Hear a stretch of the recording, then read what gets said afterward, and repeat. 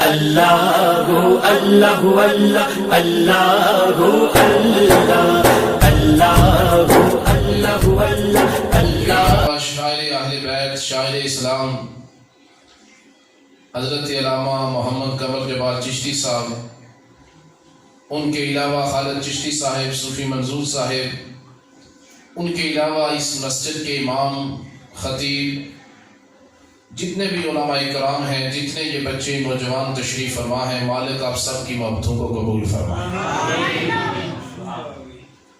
آج یہ محفل اس ہستی کے ساتھ منسوب ہے کہ جس ہستی کا نام ذکر کرنا بھی عبادت ہے،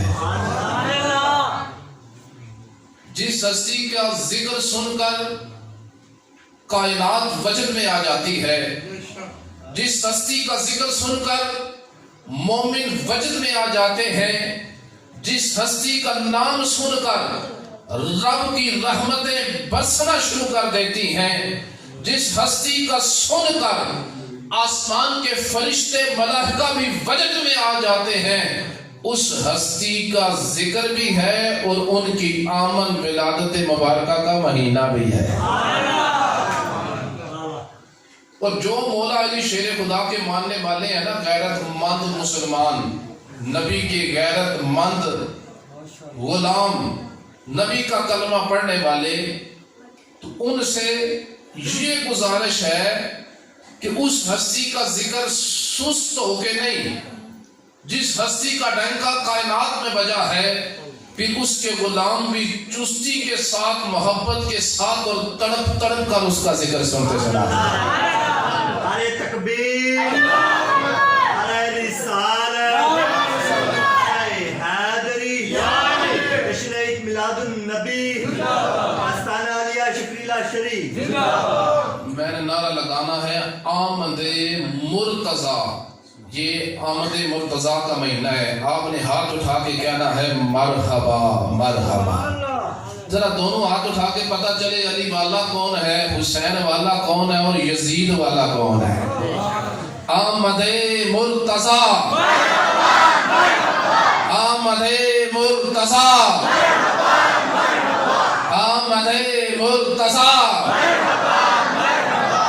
ماشاءاللہ بھانگڑ کی سرزمین اور گرد و نواح سے آنے والے یہ بچے نوجوانوں کے چہرے بتا رہے ہیں، یہاں پہ یزیدیت نہیں، یہاں پہ حسینیت کا دور دورہ ہے۔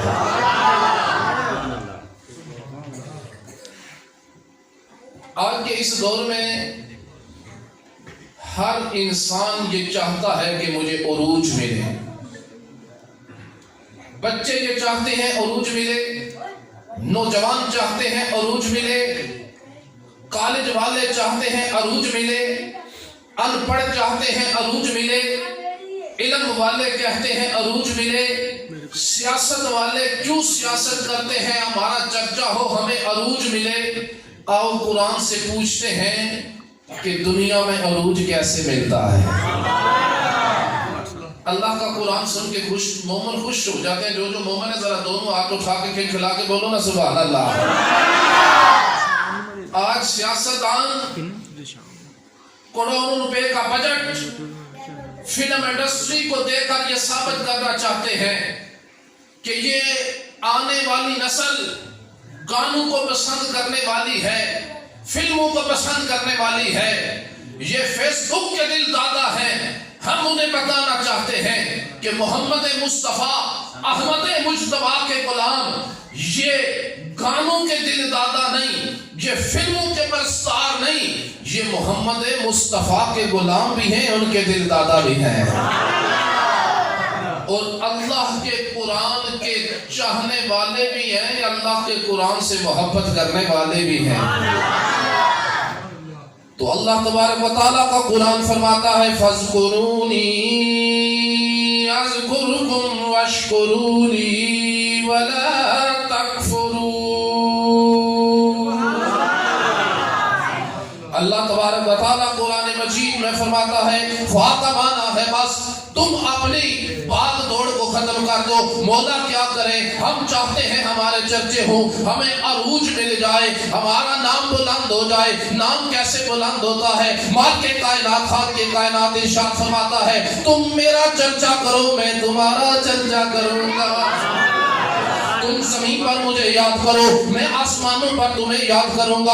تم انسانوں میں مجھے یاد کرو میں فرشتوں میں تمہیں یاد کروں گا۔ تم جلوت میں مجھے یاد کرو میں جلوت میں تمہیں یاد کروں گا۔ تم خلوت میں مجھے یاد کرو میں خلوت میں تمہیں یاد کروں گا۔ تم زندہ رہ کر میرے نام کو اونچا کرتے رہو، تمہارے جانے کے بعد بھی تمہارے چرچے کرنا خالق کائنات کا کام ہے۔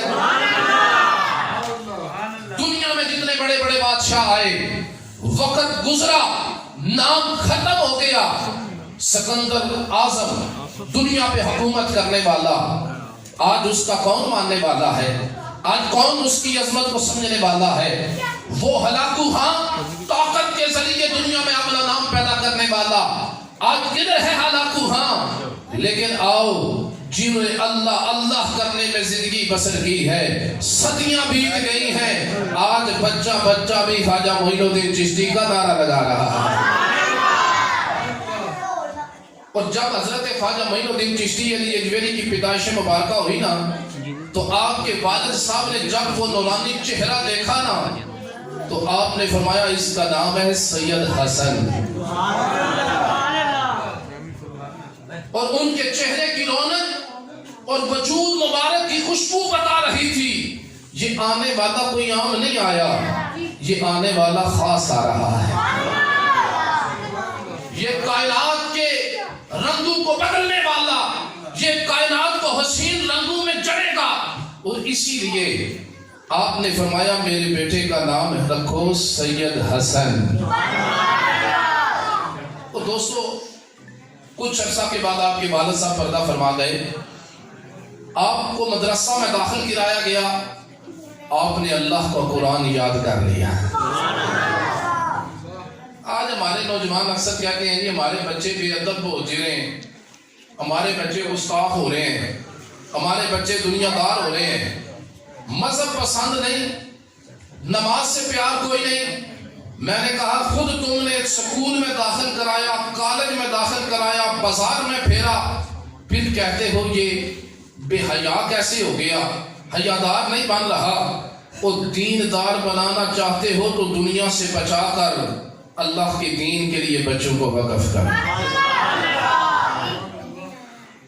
اور جب تک دین کی دولت تمہارے پاس نہیں ہوگی، کبھی بھی تم دین کے مطابق زندگی گزار ہی نہیں سکتے۔ اسی طرح حضرت صاحب نے جب تعلیم مکمل کر لی نا، تو اس کے بعد آپ اپنے مرشد کریم کی تلاش میں نکلے ہیں۔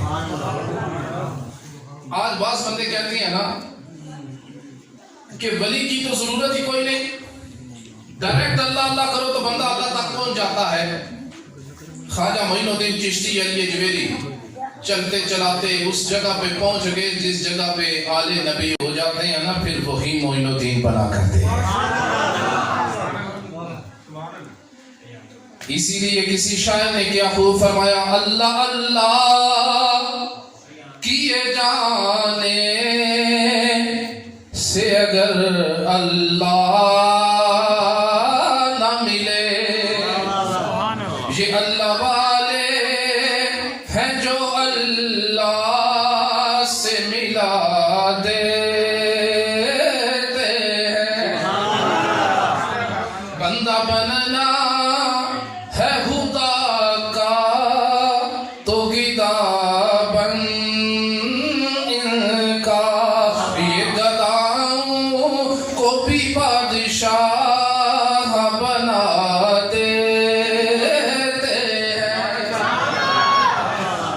خواجہ معین الدین چشتی علی اجویری مرشد کریم کی خدمت میں ہے، کبھی وضو کرا رہے ہیں، کبھی جوتے اٹھا رہے ہیں، کبھی لنگر کھلا رہے ہیں. 20 سال تک جب مرشد پاک کی خدمت کی, 20 سال کے بعد مرشد کریم نے فرمایا چل معین الدین میں نے حج کے لیے جانا ہے, میرے ساتھ چلو, میں نے تجھے رب کی بارگاہ میں پیش کرنا ہے. جب خانہ کعبہ شریف کے سامنے پہنچ گئے, مطاف میں پہنچ کر خواجہ معین الدین چشتی کا ہاتھ پکڑا, رب کی بارگاہ میں التجا کی, یا اللہ معین کو میں نے قبول کر لیا ہے, مالک تو بھی قبول فرما لے.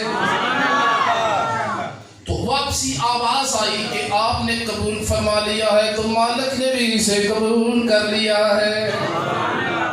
اس کے بعد پھر روزے رسول پہ حاضر ہوئے, سلام عرض کیا, نانا پاک کی بارگاہ میں جواب آیا ہے نواسے تو بھی قبول ہے, تیرا سلام بھی قبول ہے.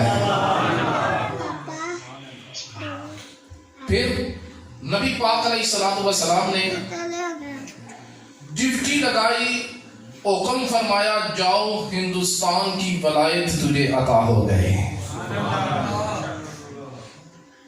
آپ وہاں سے آپ کے مرشد کریم نے ہندوستان کے لیے بھیجا. کون سی فوج لے کے آئے, کون سا اسلحہ لے کے آئے؟ چند غلام تھے, اور مرشد کریم نے ہندوستان کو فتح کرنے کے لیے آپ نے اپنے نالین عطا فرمائے. نالین سمجھتے ہو؟ سرکار نے اپنے پاپوش عطا فرمائے, اپنے جوتے عطا فرمائے. فرمایا معین الدین ہندوستان میں کفر و شرک کا سب سے بڑا گڑھ ہے, ہندوستان کے کفر و شرک کے رنگ کو بدلنے کے لیے آل نبی اولاد علی کے جوتے ہی کافی ہیں. آپ جب اجمیر میں آ کے تشریف فرما ہوئے, ڈیرا لگایا, تو اس وقت زبان نہیں جانتے تھے, تعارف کوئی نہیں تھا, جان پہچان کوئی نہیں تھی. اس وقت ضروریات زندگی کیسے پورا کرتے, کھانے پینے کے لیے معاملات کہاں سے چلتے؟ تو آپ ایک ٹلے پہ اجمیر میں تشریف فرما ہو گئے, لوگ دودھ لے کے جا رہے تھے جوگی کے پاس. کہاں لے کے جا رہے ہو؟ جوگی کے پاس. کیوں؟ ہم اس کو دودھ نہ دیں تو ہمارے جانور بیمار بھی ہو جاتے ہیں, دودھ بھی نہیں دیتے اور مر بھی جاتے ہیں. انہوں نے کہا اگر یہ بات ہے تو خواجہ صاحب کے غلام نے کہا کہ ہمارے پیر صاحب کو دودھ دو, تمہارے جانور جانے, معین الدین جانے.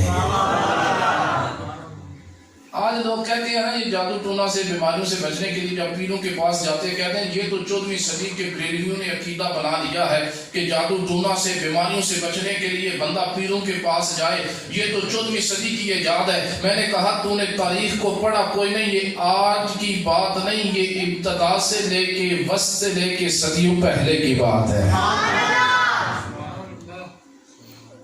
انہوں نے کہا ٹھیک ہے جی, دودھ دیا, گھر گئے, جانور ٹھیک, دوسرا آیا, تیسرا آیا, کرتے کراتے جوگی کا سارا لنگر بند ہو گیا. اس نے اپنے چیلوں کو, چمچوں کو کہا جاؤ اس جوگی کو کہو کہ یہ علاقہ میرا ہے, جیپال جوگی کا ہے, اور کسی علاقے میں چلا جائے بھاگ جائے ادھر سے, نہیں تو اپنی خیر منا لے, میرا تعارف کراؤ, وہ مجھے جانتا نہیں, پہچانتا نہیں. آپ کی بارگاہ میں اس کے چیلے چمچے آئے, آ کر عرض کرتے ہیں کہ یہ بال جوگی نے بھیجا ہے, اپنی جان کی امان چاہتے ہو تو اس علاقے سے بھاگ جاؤ, یہ علاقہ جیپال جوگی کا ہے, اس کے علاوہ کسی کا جادو نہیں چل سکتا, یہاں سے جلدی جلدی بھاگ جاؤ. آپ نے یہ باتیں سن کے فرمایا میں بھاگنے نہیں, میں تو بگانے آیا ہوں. جب یہ جواب سنا نا, انہوں نے غصے سے کہا پھر تیار ہو جا, دیکھ اب تیرے ساتھ ہوتا کیا ہے. آپ نے مسکرا کے فرمایا تم بھی دیکھنا اب تمہارے ساتھ ہوتا کیا ہے. انہوں نے جا کے جیپال جوگی سے کہا بھائی وہ تو نہیں کہتا, وہ کہتا میں بھاگنے والا نہیں, میں بگانے والا ہوں. انہوں نے کہا پھر ٹھیک ہے تیاری کرو, اپنی فوج تیار کرو, ہاتھی, شیر, اژدہا, ساری فوج تیار کر لو. کتنی فوج ہے اس کے پاس؟ انہوں نے کہا فوج تو کوئی نہیں, چند مسکین سے سائیں ملنگ ہیں اس کے ساتھ. اچھا کوئی ہاتھی، کوئی شیر، کوئی فوج، کوئی اسلحہ، کوئی اژدہا، اس نے کہا اس کے پاس کچھ بھی نہیں ہے، کوئی اژدہا اس کے پاس کوئی نہیں، سواری کے لیے تو اس کے پاس گھوڑا بھی کوئی نہیں، وہ تو پیدل ہے بالکل. نے کہا اتنا مسکین سا ہے تو مجھ سے مرنے کا اسے کیا شوق ہے کہ مجھ سے ہڈیاں کڑوائے گا.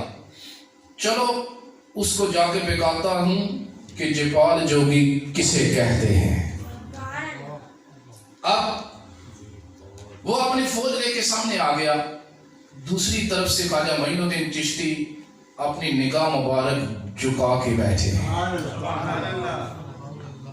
آج ہمارے نگاہ نوجوانوں کی اکثر نگاہیں اٹھا کے رکھتے ہیں. نگاہ جھکا کے رکھنا، نگاہیں جھکا کے چلنا، یہ سنت مصطفیٰ ہے. سنت مصطفیٰ پہ ذرا دونوں ہاتھ اٹھا کے بولو نا سبحان اللہ. اور یہ نہ ہو کہ محفل میں ہی سارے سر جھکانے.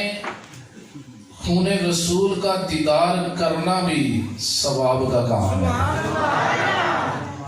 علماء کی مجالس میں بیٹھنا، ان کی علمی گفتگو کو سننا، یہ بھی باعث ثواب ہے.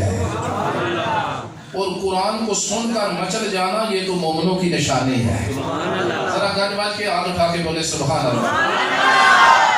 جپال جوگی اپنی پوری فوج کے ساتھ میدان میں آ گیا. ادھر خواجہ معین الدین چشتی نگاہ جھکا کے بیٹھے ہیں. لوگوں نے کہا یہ دیکھو سائیں کو پتہ ہی کوئی نہیں، فوج حملہ کے لیے آ گئی ہے. آپ نگاہ جھکا کے بیٹھے ہیں. آپ نے اژدہاؤں کو حکم دیا جاؤ جا کے اس سائیں کو کھا جاؤ. اس کے اژدہا جب بھاگتے ہوئے قریب آتے ہیں جل کر راکھ ہو جاتے ہیں. اس کے ہاتھی آئے جل کے راکھ ہو گئے، شیر آئے جل کے راکھ ہو گئے، فوج آئی حملہ کی جل کے راکھ ہو گئے. جب سارے جنتر منتر کر کے کچھ اثر نہ ہوا تو آخر کہنے لگا اپنی عزت بچا لینا ہی کافی ہے. کہنے لگا میں ہوا میں اڑنے لگا ہوں، اس پہ ہمت ہے تو مجھے اتار لے. ہوا میں اڑنا شروع کر دیتا ہے. دیکھتے ہی دیکھتے آنکھوں سے اوجھل ہو جاتا ہے، کوئی نظر نہیں آتا. اس وقت جو لوگ کہتے ہیں جسے آنکھیں نہیں ڈھونڈ سکتی معین الدین کیسے ڈھونڈے گا. آپ نے نگاہ مبارک جو تاری ہوئی ہے، جب نگاہ مبارک اٹھا کے دیکھا جادو کے ذریعے وہ بھاگا جا رہا ہے. آپ نے فرمایا اس کام کے لیے سید کے جوتے ہی کافی ہیں. سرکار کے نالین پاک ہوا میں اڑے. دیکھتے ہی دیکھتے اتنے برسے نہ اس کے سر میں، اتنے برسے چیختے چلاتے سیدھا زمین پہ گرا اور سرکار کے قدموں میں سر رکھ کے کہا مجھے پتہ نہیں تھا کہ معین الدین کسے کہتے ہیں. آپ نے فرمایا ابھی پتہ چل گیا ہے، اب پڑھ لے لا الہ الا اللہ محمد رسول اللہ. اور دوستو آج بھی کئی جپال جوگی کی طرح کئی اس کے چیلے چمچے ایسے ہیں جو سیدوں کو نہیں مانتے، پیران عظام کو نہیں مانتے. کچھ وہ ہیں جو قرآن کو سن کر مان لیتے ہیں، احادیث رسول سن کر مان لیتے ہیں. کچھ ہیں جو نہیں مانتے. تو وہ جپال جوگی کی ضد پر ہیں تو ان پر بھی اگر کسی سید یا سید کے غلام کے جوتے چل جائیں نا تو پھر بڑے بڑے جوگی مان بھی جایا کرتے ہیں. خواجہ صاحب نے جب اجمیر شریف میں ڈیرا لگا لیا، اس وقت جو بھی آپ کے سامنے جاتا وہ آپ کا ہو جاتا تھا. آج لوگ کہتے ہیں کہ دین پھیلانے کے لیے دولت کی ضرورت ہے، شہرت کی ضرورت ہے، طاقت کی ضرورت ہے. لیکن خواجہ معین الدین چشتی نے جس طرح تبلیغ فرمائی، فرمایا ضرورت دولت کی نہیں ہوتی، کثرت کی نہیں ہوتی، شہرت کی نہیں ہوتی، ضرورت ہے تقویٰ کی. اگر تقویٰ ہو نا دل میں تو پھر نگاہ جدھر جدھر جاتی ہے ادھر ادھر اپنا کام کرتی جاتی ہے. اور خواجہ معین الدین چشتی علی اجمیری کا وصال مبارک 633 ہجری میں آج 15ویں صدی جا رہی، آج تک ان کی شہرت کے چرچے بلند ہو رہے ہیں. کیوں ہو رہے ہیں؟ انہوں نے اپنی ساری زندگی اللہ اللہ کر کے گزاری ہے. فَاذْكُرُونِي أَذْكُرْكُمْ